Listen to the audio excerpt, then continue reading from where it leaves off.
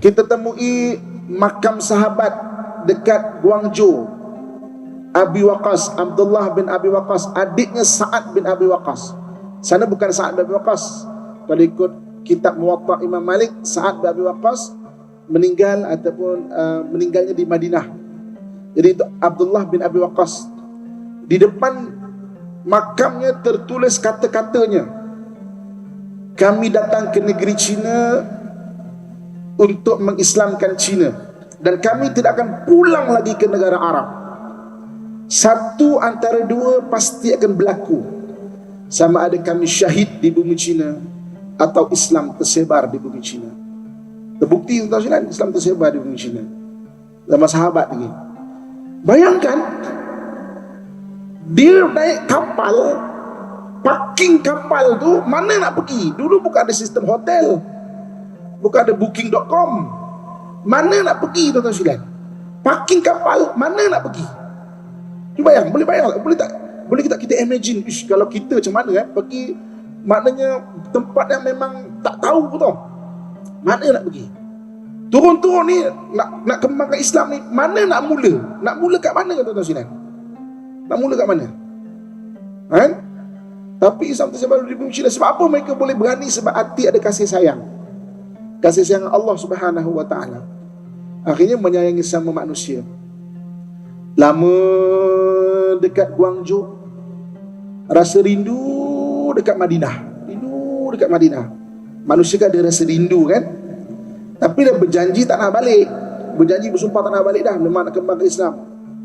Jadi dia naik bukit, satu bukit kat Guangzhou, bina sebuah masjid dekat sana, menghadap laut, duduk kan, beriktikaf di masjid tu, tengok laut, terkenang mula-mula sampai.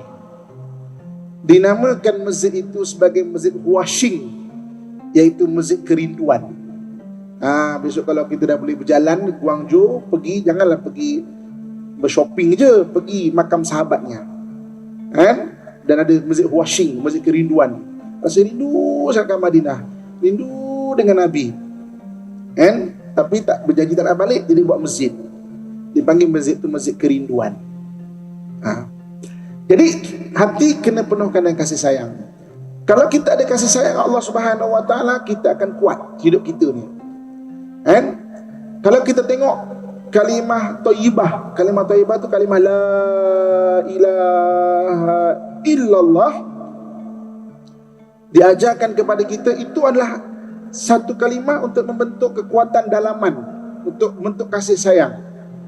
Orang Melayu kita terjemahkan kalimah la ilaha illallah, tiada Tuhan melainkan Allah. Itu perkataan yang ataupun terjemahan yang mudah untuk kita faham. Tapi kalau kita yang dah belajar dekat masjid sebagainya, ilah tu kita tingkatkan kefahaman kita. Ilah tu 99 nama Allah dalam rantaian Asmaul Husna, itulah ilah. La ilaha illallah, maksudnya tiada yang menyayangi melainkan Allah. La ilaha illallah, tiada memberi jalan keluar melainkan Allah. La ilaha illallah, tiada memberi rezeki melainkan Allah. La ilaha illallah, tiada menyembuhkan melainkan Allah. La ilaha illallah, tiada segala-gala melainkan Allah. Sebab itu jadidu imanakum bila ilaha illallah, kamu perbaharui iman kamu dengan sebut la ilaha illallah. Masukkan dalam hati apa hajat kan? Ini kadang kita baca la ilaha illallah sekadar menghabiskan biji tasbih.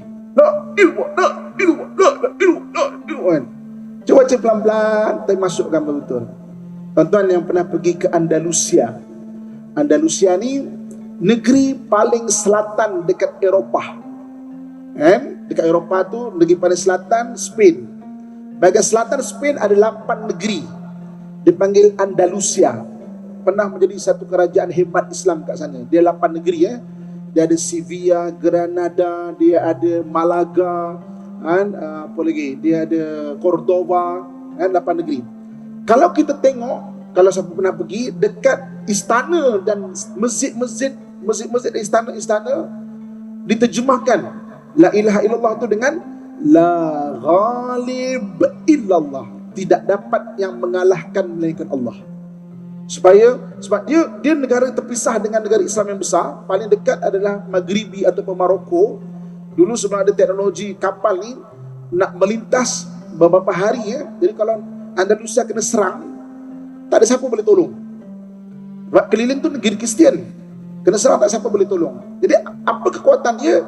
Kalimah la ilaha illallah. Dia letakkan kat masjid-masjid, istana, rumah-rumah, biar orang masuk, orang nampak terus la ilaha illallah. Tapi terus diterjemahkan la ghalib illallah, tiada yang dapat mengalahkan mereka Allah. So hati ini kena penuhkan kasih sayang.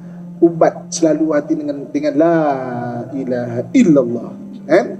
Sebab itu sampai kalau hati kita selalu ada la ilaha illallah, dia akan jadi unconscious, benda yang berada di bawah pemikiran kurang sedar kita. Kita sebut la ilaha illallah, la ilaha illallah, la ilaha illallah. Sebab tu ketika kalau orang tengah sakaratul maut, sakarat ni maknanya mabuk, sakaratul maut, mabuk mati. Ketika itu kita tak ingat apa-apa kecuali apa yang unconscious kita. Apa yang unconscious kita, apa yang di bawah pemikiran kurang sedar kita. Kalau hati ada Allah, kita akan sebut la ilaha illallah. Itu yang adalah hadis sampai Nabi sebut, siapa yang akhir hayat dia, kan, kamu dengar dia menyebut la ilaha illallah, fashhadu lahu bil jannah, kamu saksikan dia ahli syurga. Sebab apa? Ketika dia senang-senang ni, sihat-sihat, hati itu sentiasa ada kasih sayang Allah, la ilaha illallah. Dan setinggi-tinggi kita nak supaya kita ada rasa kasih sayang Allah. Kalau kita usaha cari kasih sayang Allah sampai yuhibbukumullah, kamu rasa Allah sayang kamu, kita tak rasa keseorangan. Kita akan sentiasa ada Allah. Ada masalah, diberi jalan keluar. Ada hajat, Allah tunaikan hajat. Teringat nak makan durian, tiba-tiba ting tong, jiran kita datang, baru balik di Pahang, beli durian, teringat ke awak, baru ni makan durian, ada durian. Sampai kita rasa macam tu, kan? Kita cuba cari dan kita akan rasa benda tu. Benda ni yang telah dirasai oleh seluruh para sahabat. Waktu para sahabat tu hidupnya radhiyallahu anhum wa radu an, dia redha Allah, Allah redha dia. Hatinya bersih sangat dengan Allah Subhanahu wa taala. Jadi nak dapat kasih sayang Allah, macam mana cara dia? Yang wajib buat betul-betul. Sembahyang wajib buat betul-betul, kan? Puasa wajib buat betul-betul. Nak dapat kasih sayang Allah, yang wajib buat betul-betul. Yang sunat banyakkan. Benda-benda sunat banyakkan. Tak mampu buat banyak, jangan tinggal langsung. Sembahyang sunat, puasa sunat, sedekah-sedekah yang sunat. Benda-benda sunat ni benda yang nak dapat kasih sayang Allah. Benda haram tinggal betul-betul. Benda haram. Benda makruh hindarkan sebaiknya. Hindarkan.